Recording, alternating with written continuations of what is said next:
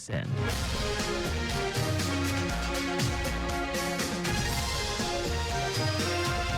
As part of measures to contain the rising cases of communicable cholera disease in the state, the Lagos State government has warned the public against drinking contaminated or untreated water in their neighborhood while ensuring that foods are prepared with proper hygiene.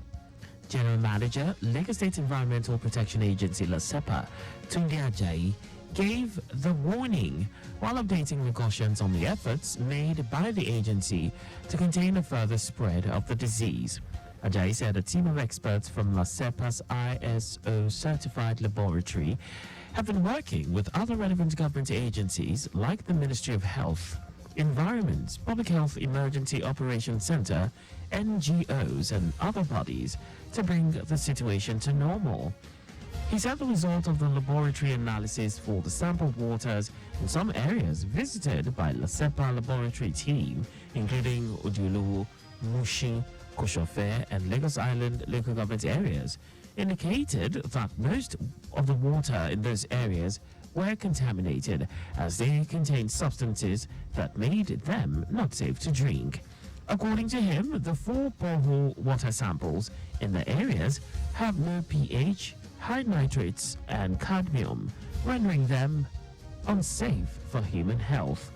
He stated further that 2 of the tested borehole water samples had high salinity, while one of them was considered unsafe due to high presence of microbial counts and coliform. Ajayi warned those patronizing water cart pushers supplying water in jerrycans to households to desist, noting that few of those jerrycans brought to the laboratory for tests indicated that some of those kegs have not been washed in recent times, thus rendering them not safe enough to fetch drinking water. The Lagos State Fire and Rescue Service have put out the flame that engulfed Christ Embassy Church Auditorium on Billingsway, Ikeja. Director, Lagos State Fire and Rescue Service, Margaret Adesheye, said the firefighting units from Alausa and Ikeja fire stations were promptly dispatched and arrived at the scene to salvage the situation. Adesheye noted that no casualties have been reported at this time. In addition, Lasema's excavator is being used to pull down some parts of the building to ensure complete extinguishment and to prevent further structural collapse. The cause of the fire has not yet been determined, and investigations are underway to ascertain its origin.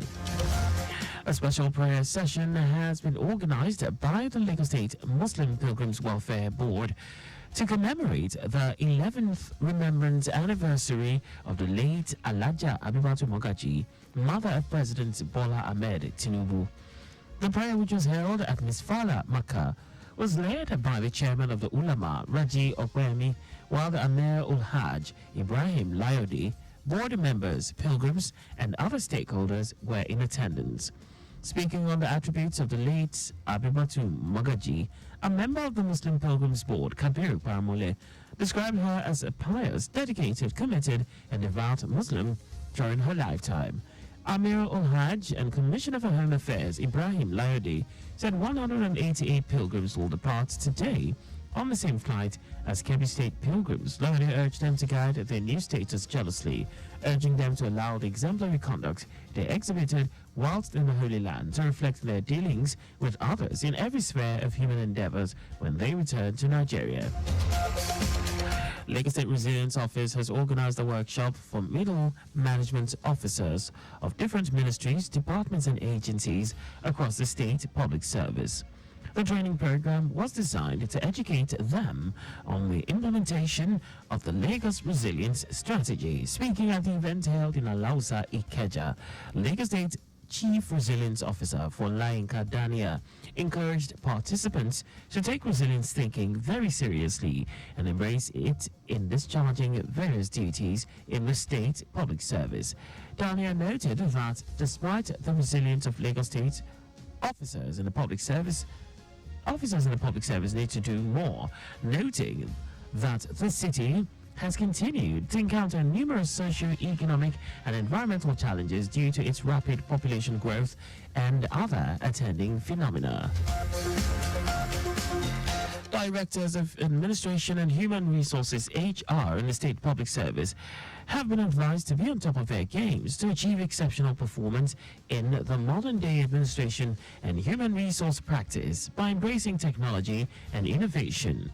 Lagos State Head of Service Bode Aguru gave this admonition at the HR sensitization exercise held recently at Alamusa and organized by the State Office of Transformation, Creativity and Innovation with the theme Empowering HR Leaders, Driving Exceptional Performance in the State Public Service. Aguru said that by revitalizing the 5 divisions of admin and human resource, there will be an assurance for employee productivity and job satisfaction, improved service delivery and citizens' engagement, saying transparency and accountability will strengthen the position as a model public service. The head of service urged HR leaders to cultivate a culture of continuous learning and development, advising that they should align performance management with organizational goals and objectives as they ensure competitive compensation and benefits to promote employee relations and engagement.